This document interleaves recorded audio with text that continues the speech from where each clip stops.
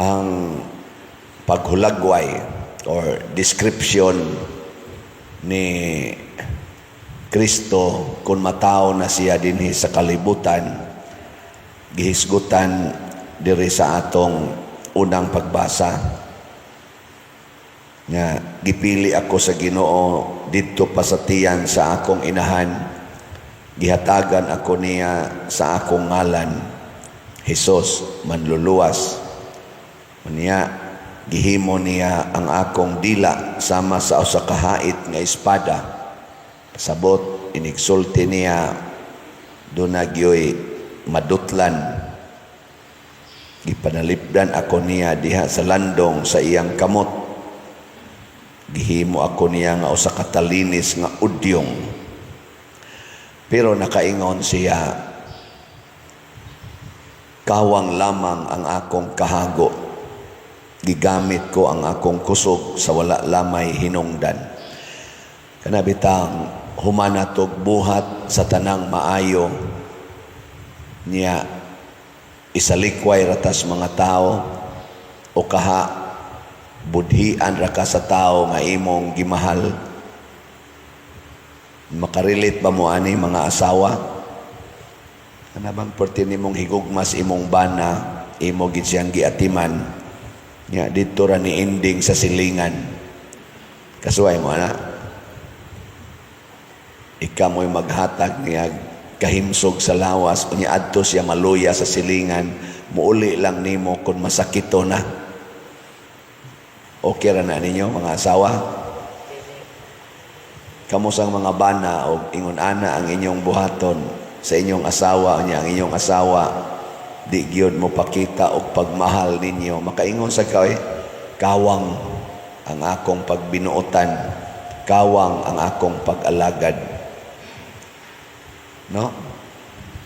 Usahay sad kaming mga pari mubati pod mi ana. Perti namong paningkamot pag trabaho din ni simbahan. Ya libakon ra. Ana, no? Sipiat lang gamay, nalay gamay masulti or mabuhat ang pare. Awa na. Wa na di na hinumduman tong tanan.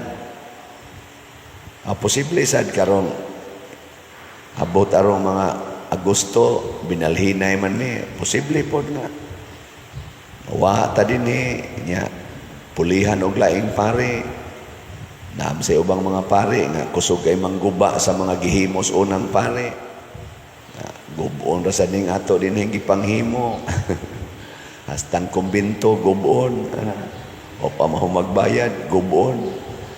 Ana. Makaingon tan, mura magkawang, mura magsayang. Pero dili di ay basta gipili ganitas Ginoo.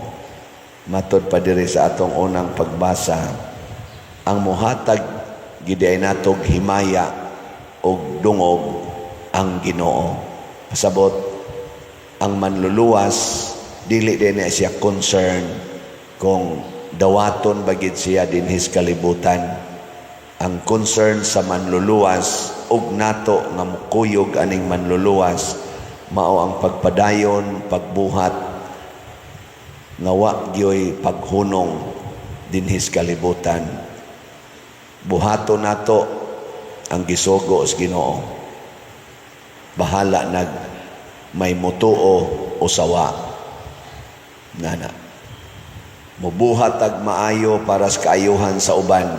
Bahala na nga sila nga mo'y nakatagamtam, budhian rata. Ana. May na lang na kaysa magbuhat kag dautan para sa uban. Nya mura kag successful kaayo kay giday kas mga tao, nindot pa kay kag sakyanan, nindot kay kag balay, nidako og maayo ang imong kwarta, imong mga anak naa eskwela's mga nindot kay eskwelahan, kay dato lagi kay ka, pero imo daytong kinurakot gikan sa sudlanan sa nasod kay usa ka kakurakot nga politisyan. Di ba? Mudaog kas eleksyon, landslide, karong midterm election, unya bunga dito sa inyong pagpanikas, kanang gitawag og vote buying o kaha anha ba sa dagdag bawas nga paagi sa pagdaog.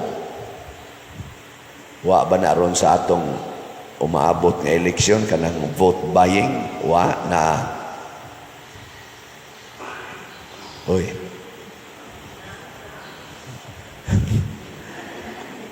Dili sa ka mahitabo kanang dagdag bawas kana bang ang imong gibutaran dili maapil og ihap didto kadto nung wa nimo butari mao na hinuoy maihap o ana mao man usas mga binuang dinis Pilipinas na bitaroy mga OFW na to sugod naman sila silang online voting daghan kayong reklamo hinoon motubag man sang kumilik ingon tong usa pipila ka OFW ngano man ang akong gibutaran di man ako makita nya kun akong tan-awon wa sa didto sa nakunoy QR code dito ang naahinon dito kana hinuong mga lain-laing mga ngan mga tua dito sa kaatbang ana ang pasabot sad sa kumilik inig hatag nimo kuno sa imong online nga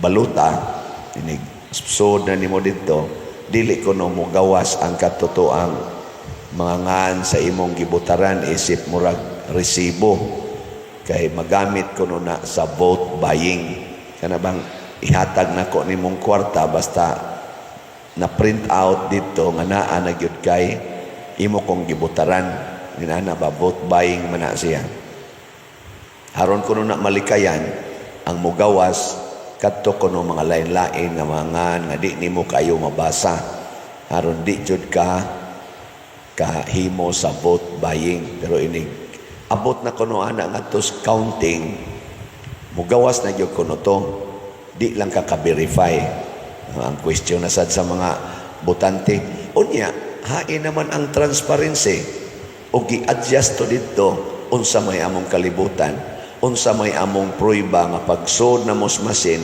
mao gitoy gidawat sa masin kana sao man aron og tuwa to ditoy gahuwat nga program nga nakalista na daan ang mga kandidato dito simbako lang ba o nasudlan kay machine baya na program baya na may biya kay tanang program nag-eskwela bayaan na ang mga IT anang programming pwede biya ka mo embedded to og sanay nga na kana bang program na ba nga program na kita gay dinhi maghimo tag database anang atong mga musod nga mga resibo na amanta dihay mga IT ilara man ang adjust-adjuston ang mga kode inigsod nimo ihap man na dito ana mausa na diha sa atong counting ang question karon kon malikayan nato ang vote buying pinaagi sa dili paghatag og resibo sa machine kay katong resibo posible man to mo ipresentar dito sa mobayad sige check na malikayan unya katong dagdag bawas kadtong adjustment, posibleng adjustment dito sa machine. Daghan man sa mga IT ana nga nag-ingon, posible gina mahakra na ang mga machine sa kumilik. Kay automatic man na. Unsaon man toron pag dipinsa. Kung masudlan og demonyo ang mga nagkupot ato mga counting machine nga mokolekta kunuhay sa atong mga butar unsaon man na pagdipinsa moingon lang kita salig lang mo sa kumilik unya kay ang mga kaso nga naa sa kumilik sukad pas una daghan naman jud kay nang mga kaso nga murag questionable gyud ang resulta unsaon man na nato pagdipinsa hinaot unta nga ato ni siyang matagaan ang ato mga naa diha sa kumilik o sa ato mga dagko sa gobyerno administrasyon muhatag og dugang assurance o pamaagi nga kitang mga botante masatisfy nga kining atong pagbutar kinsay gibutaran nimo sa baluta na ihap gyud hangtod sa pagdeklarar mao gitoy na ihap og kini nagkinahanglan og Diyos nun nga kinaiya. Kana bang batasan nga Diyos nun honesty. Nabay mga honest karon nga nagdagan sa atong eleksyon na tubag na ay mga honest nila o basig na mo'y atong butaran. Hay may mga na ay honest karon, Team Marcos o Team Duterte. Kamo na bahala mo diyan. Maniid lang sa ta. Mailhan man nas ilang sinultihan, mailhan nas ilang binuhatan. Kinsa nila ang kusog kay mo tago-tago, kusog kay mo ilad-ilad. Makalibog magina sila. Pero sama sa atong pagpaningkamot nga makakita sa kamatuoran diha sa atong mga lain-laing sektor, gamiton ra sad nato diha sa atong pagbutar. Manghayo taglamdag sa Ginoo, maminaw tas ilang mga gipangsulti, maminaw sa tas gipangsulti sa lain-lain nga mga commentators na ama na sa social media, na ama na sa atong mainstream media. Maghago ta pagpamalandong. Pilion to natong mga tao nga kanabitang mo promote og honest service to the community. Mailhan man gud nato kana mga leader bitaw nga honest, tininuod nga pagserbisyo ngano man kun unsay ilang giserbisyuhan mo lambo gyud na. Doon na ba'y mga kalambuan nga mapahimuslan sa mga tao? Kinsa may mas daghag kalambuang nahatag, kanarong nanagan sa Team Marcos o sa Team Duterte? Ana, mamalandong ta. Nya, og tan-aw nato, mas daghag kalambuan rin di ang usa, arita mo butar. Haron, kung manaog na sila, magpadayon ang mga maayong buhat. Kaya kung kari atong padaogon ang mga buangon, magpadayon sad ang kabuang. Karon daghan kayong binuang sa tong katilingban. Una, graft and corruption, drug addiction, kining crimes karon, tulis, kidnappings, pinatyanay, rape sa mga bata na nasad na karon. Akyat bahay, tulis sa mga drivers, labi na taxi drivers in town na mamuwaw. Kaning drugas, grabe na sad kayo, i-video pa ang ilang pag-drugs. Kinsa man ani karong mga kandidato nga nanagan, nga murag na agyoy gugma sa pagsumpo ni ining mga katilingbanon or social evils, labi na ning mga bisyo. Kinsa man nila ang naagyoy sinsiro nga pagdeklarar nga ako ning paningkamutan nga masumpo, mao nay atong suportahan. Pero kanang wa gyoy gisulti, wa gyoy gideklarar, ayaw na lang na usik-usik talaga na. Mao na siya ang hustisya. Matod pa sa unang pagbasa, ipatuman gyud ang hustisya. Si Jesus mibuhat sa iyang sugo sa pagluwas kanato. Gibudhian siya ni Judas, apan si Jesus ni padayon. Murag nindot paminawon si Pedro kay niingon siya, Lord, andam ko magpakamatay nimo. Pero si Jesus kay kamatuoran man, nasayod na siya sa kamatuoran ni Pedro nga mamakak ra gyud. Nilingi ay mong tupad. Ing na tan-aw na ko nimo, murag bakakon gyud ka. Ing na kano. Ing na ba? Niya mo ingon gani, di uy. Pedro na. Inang Jesus, ikaw magpakamatay jud kanako. Andam ko magpakamatay nimo, Lord. Dili pa gani mo tuktugaok ang manok karong kadlawon, katulo na ko nimo ipamakak. Muna ang mga taong tinuod nga moalagad ang iyag yung paningkamutan nga ang Ginoo malipay niya, dili lang ang mga tao. Kana bang ang Ginoo mo itong lipayon kay siya may nasayod nato? Kaya kini mga tao, pwede raman din natog lipat-lipaton, pwede raman na. Pero ang Ginoo na gani mo'y atong kaatubang, mailhan yun ang kamatuoran. Kinsa man ron sa atong mga kandidato, tanaw nato, naningkamot yun, nga ang Ginoo mo'y lipayon, dili ang mga tao. Naaba? Kanang gitang tug makadiyos yun na kandidato. Kanabang dili magsapayan kung sawayon sa mga tao, mubuhat gid siya, unsay angayng buhaton. Kana untay atong gikinahanglan karon panahona. Ato ng pangitaon kanang mao mga kandidato. Ya ato ng butaran. Ay haron ba mag-anam og kanindot atong katilingban kay karon musugot mo sa dili. Nag-anam yung kagusbat ang atong katilingban nga Pilipinhon. Ato na siyang paningkamutan, ha? Pero labaw tanan sa di pa ako mutapos ang ato intaong slot. Ang slot ba, wala sa taroy report, pero karong si Manaha, kitang tanan, mupalit yung slot. Bisag usa lang ka slot, karong Holy Week, ato ng commitment. Saman, deal or no deal? Biliban ako ninyo. Kamong mga online parishioner, deal or no deal? No deal pa din. Ay natunta nga deal ta na.